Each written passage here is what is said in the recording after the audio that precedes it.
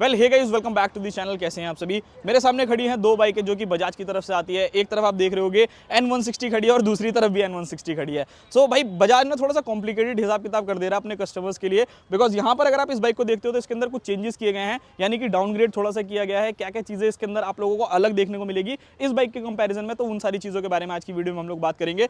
सो सबसे पहली चीज़ यहाँ पर अगर आप लोग इस बाइक को देखते हो और इस बाइक को देखते हो तो यहाँ पर अगर आप लोग चेकआउट करोगे तो भाई इस बाइक के अंदर आपको काफी ज्यादा फीचर्स देखने को मिला करते थे, लाइक यूएसडी सस्पेंशन मिलते थे, ऑल एलईडी सेटअप आप लोगों को इस बाइक के अंदर देखने को मिलता है। उसी के साथ स्प्लिट सीट्स मिलती हैं और यहाँ पर अगर आप देखोगे तो ग्रैब रेल्स भी जो है वो इस बाइक के अंदर मिल जाते हैं। सो वेल अगर मैं इसके बारे में बात करूँ तो इस बाइक के अंदर बजाज ने भाई कुछ चीजें चेंज करी है। सबसे पहली चीज अगर आप लोग इस दोनों बाइक्स के अंदर देखोगे ना तो आपको 10,000 रुपए का डिफरेंस देखने को मिलेगा। मतलब 10,000 रुपए ये महंगी पड़ने वाली है और ये 10,000 रुपए सस्ती पड़ने वाली है, और डेफिनेटली होना भी चाहिए। ऐसा मैं इसलिए कह रहा हूँ बिकॉज बहुत से लोगों को ऐसा होता है ना कि यार बहुत ज्यादा फीचर्स की रिक्वायरमेंट नहीं रहती कि नहीं मेरे को ये भी फीचर चाहिए वो भी चाहिए। सो अगर आप लोगों को उस कंडीशन में जाना है आप डेफिनेटली इस बाइक की तरफ जा सकते हो। तो मेजरली चेंजेस के बारे में बात करते हैं कि क्या क्या इस बाइक के अंदर चेंज किया गया है। सबसे पहले यहाँ पर आप चेकआउट करोगे तो भाई इसके अंदर आप लोगों को हेलोजन जो है वो इंडिकेटर्स कर दिए गए हैं। पहले आप लोगों को एलईडी देखने को मिला करते थे, अब आप लोगों को हेलोजन लाइट्स देखने को मिला करती हैं।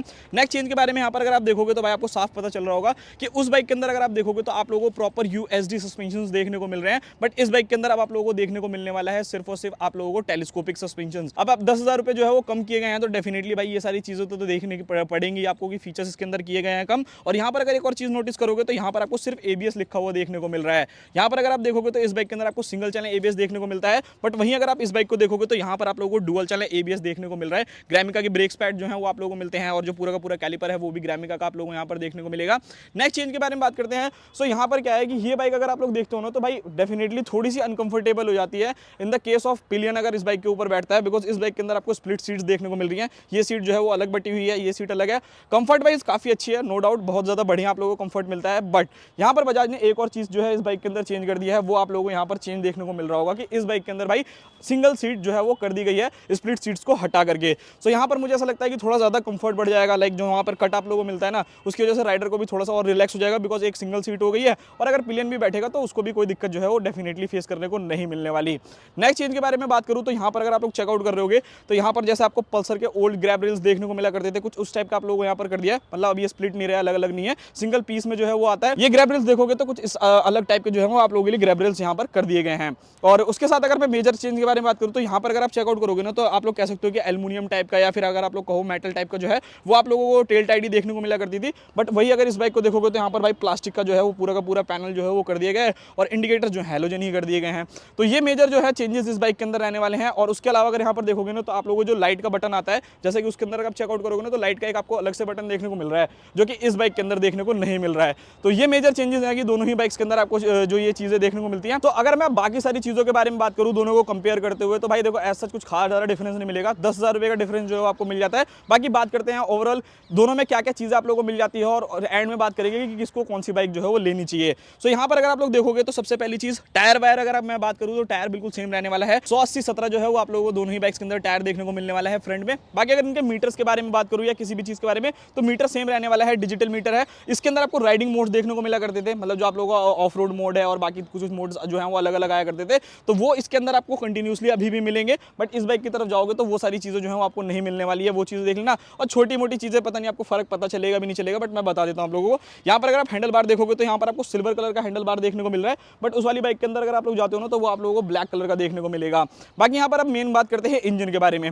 यहाँ पर बजाज ने भाई इंजन के अंदर कोई भी चेंजेस नहीं किया। इंजन जो है वो एक्जैक्टली सेम आप लोगों को मिलेगा। 164 सीसी का सिंगल सिलेंडर एयर कूल जो है वो इंजन रहने वाला है, जो कि 15.4 bhp का मैक्सिमम पावर और 14.5 न्यूटन मीटर का टॉर्क जो है वो जनरेट करता है with a 5 speed gear box. तो ऐसा मतलब इंजन वाइज अगर मैं बात करूँ तो वहाँ चेंज नहीं किया, जो कि काफी अच्छी चीज रहने वाली है। लाइक अगर आपको फीचर्स में थोड़ी सी कटौती चाहिए कि नहीं यार मुझे ज्यादा फीचर्स नहीं चाहिए, सो उस अकॉर्डिंग क्या है कि आप लोग इस बाइक की तरफ जा सकते हो। और आपको चाहिए कि नहीं यार 10,000 रुपए लगा करके थोड़े और एडवांस अच्छे फीचर्स जो है वो मिल जाए, यूएसडी सस्पेंशन मिल जाए, ऑल एलईडी सेटअप मिल जाए, तो वो सारी चीजों की तरफ जो है वो आप लोग जा सकते हो। रियर में अगर मैं दोनों ही बाइक्स के बारे में बात करूं तो दोनों ही बाइक्स में मोनोशॉक एब्जॉर्बर आता है। इस बाइक के अंदर भी आपको मोनोशॉक एब्जॉर्बर जो है वो देखने को मिलते हैं। रियर टायर के बारे में बात करूं तो यहां पर आप लोगों को जो टायर साइज देखने को मिलेगा, तो यहां पर अगर आप इस बाइक का टायर साइज देखते हो तो आपको 130, 70, 17 से आपको रियर टायर देखने को मिलेंगे। और एक्जैक्टली द सेम अगर आप लोग इस बाइक के अंदर जाते हो जो नई वाली आप लोगों की आई है N160, सो उसके अंदर भी आप लोगों को 130, 70, 17 इंच से आपको रियर टायर देखने को मिलने वाले हैं। सो ऐसा कोई यहाँ पर लोगों को चेंजेस नहीं रहने वाला। हाँ, ब्रेकिंग में जरूर मेजर चेंज रहेगा। अब मैं यहाँ पर अगर मैं बात करूँ इस बाइक के डिस्क साइज के बारे में तो यहाँ पर आपको 280 mm की क्या कहते हैं फ्रंट डिस्क देखने को मिलती है और 230 mm की रियर डिस्क देखने को मिलती है।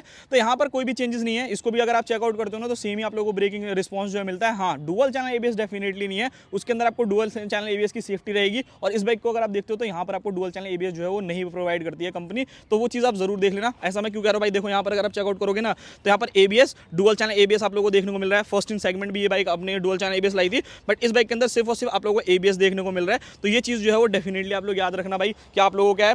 बाकी अगर दोनों ही बाइक्स के ओवरऑल वेट के बारे में बात करूँ तो देखो दोनों ही बाइक्स का जो वेट है वो 152 kg का राउंड जो है रहने वाला है। चाहे आप इस बाइक को ले लो चाहे आप उस बाइक को ले लो, ऐसा यहाँ पर कोई भी चेंजेस नहीं देखने को मिलने वाला। और 40 लीटर का फ्यूल टैंक जो है वो दोनों ही बाइक्स के अंदर है। और यहाँ पर अगर आप एक और चीज़ चेकआउट कर रहे होगे तो भाई यहाँ पर आप लोग आकर के देख सकते हो कि इस बाइक के अंदर आप लोगों को जो है यूएसबी चार्जर देखने को मिलता है, यानी ऑन द गो अगर आपको किसी को भी चार्ज वार्ज करना है ना, गोप्रो चार्ज करना है, फोन चार्ज करना है, इंटरकॉम करना है, तो वो चीज़ें कर सकते हो। और एक्जैक्टली द सेम यहाँ पे भी आप लोगों को वो चीज़ जो है वो देखने को मिलती है। तो यहाँ पे भी कोई चेंजेस नहीं है। बाइक के अंदर आपको 14 लीटर का फ्यूल टैंक है, पल्सर का आप लोग यहाँ पे बैजिंग देखने को मिलेगा। क्वालिटी के बारे में बात करूँ तो फिट एंड फिनिश भी जो है वो काफी ज्यादा अच्छी रहने वाली है, वहां पर आपको कोई भी दिक्कत जो है वो डेफिनेटली नहीं मिलेगी। बाकी यहाँ पर अगर मैं स्विचेस के बारे में बात करूँ तो स्विचेस क्वालिटी भी जो है वो काफी ज्यादा फाइन है। यहाँ पर अगर आप देखोगे तो यहाँ पर आपका हाई बीम लो बीम देखने को मिल जाता है, यहाँ इंडिकेटर मिल जाता है, यहाँ हॉर्न मिल जाता है, यहाँ पर किल स्विच है और यहाँ पर आपको स्टार्ट बटन जो है वो देखने को मिल जाता है। तो वेल ये सारी की सारी चीजें। और बाकी देखो भाई मैं अगर आपको बताऊँ ना क्या कहते हैं इसकी सीट हाइट के बारे में, तो यहाँ पर एक चीज बजाज बहुत ज्यादा अच्छा करता है, वो पता है क्या है, देखो स्टैंड पे लगी है ना, फिर भी मेरे पैर जो है ऑलमोस्ट टच कर रहे हैं। तो डेफिनेटली अगर मैं ऐसे इसको नीचे की तरफ उतार देता हूँ ना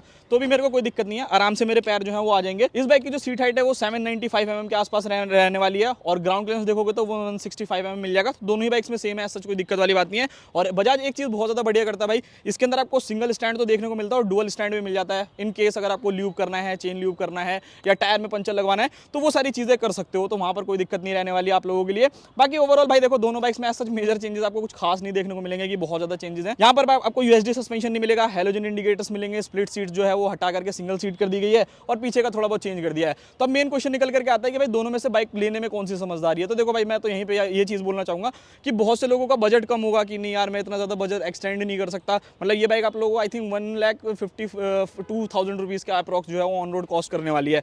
सो उस कंडीशन में क्या है कि आप अपने पैसे बचा करके भाई डेफिनेटली इस बाइक की तरफ जा सकते हो। मतलब अगर आपको फीचर्स वाइज उतना ज्यादा प्यार नहीं है कि नहीं मेरे को बहुत सारे फीचर चाहिए, सो उस कंडीशन में आप इस बाइक की तरफ चले जाओ, कोई दिक्कत नहीं रहने वाली। बाकी यहाँ पर अगर मैं बात करूँ तो थोड़ा सा ना स्टाइलिश जो है ना वो आप लोगों को स्प्लिट सीट्स की वजह से, ये ग्रैब रेल्स हो गए उसकी वजह से, एलईडी इंडिकेटर्स हो गए, तो आप लोगों को उस कंडीशन में ना आपकी बाइक ऐसा नहीं लगेगी कि भाई मेरी बाइक जो है वो आप लोगों की फीचर लोडेड नहीं है। अच्छे खासे फीचर जो है वो आप लोगों को मिल जाएंगे। सस्पेंशन भाई डेफिनेटली उसमें टेलीस्कोपिक है तो थोड़ा सा वो आप लोगों के लिए रफ काम करेगी, बट ये थोड़े से ज्यादा अच्छे जो है वो वर्क करने वाले हैं इन रियल लाइफ। और बाकी यहाँ पर अगर मैं बात करूँ उसकी भी देखो सीट हाइट बिल्कुल सेम है, जितने पैर उस पर आ रहे हैं मेरे उतने आ रहे हैं 795 mm। अब ये बाइक जो है उससे 10,000 रुपये जो है वो आप लोगों को हो सकता है कि महंगी पड़े, मतलब आप लोग देख लेना भाई अपने हिसाब से जैसा आपको समझ में आए। सो अब भाई यहाँ पर जैसे मैंने आप लोगों को बता दिया कि भाई प्राइसिंग के हिसाब से अगर आपका बजट है आप डेफिनेटली चले जाओ। आपको रिक्वायरमेंट है कि नहीं मेरे को भाई यूएसडी सस्पेंशन चाहिए, ऑलरेडी क्या कहते हैं सेटअप चाहिए, उसी के साथ मीटर जो है वो डिजिटल चाहिए, मोड्स भी चाहिए, सो उस कंडीशन में आप इस बाइक की तरफ जा सकते हो। अदरवाइज वो बाइक भी बुरी नहीं है। तो यही था पूरा वीडियो, मिलते हैं किसी और नेक्स्ट वीडियो में। और अगर आपको ऐसे ही और कंपैरिजन वीडियोस देखनी है तो फटाक से कमेंट कर दो भाई, मैं पूरी कोशिश करूंगा कि मैं जल्दी जल्दी आप लोगों के लिए वीडियोस लेकर के आऊँ।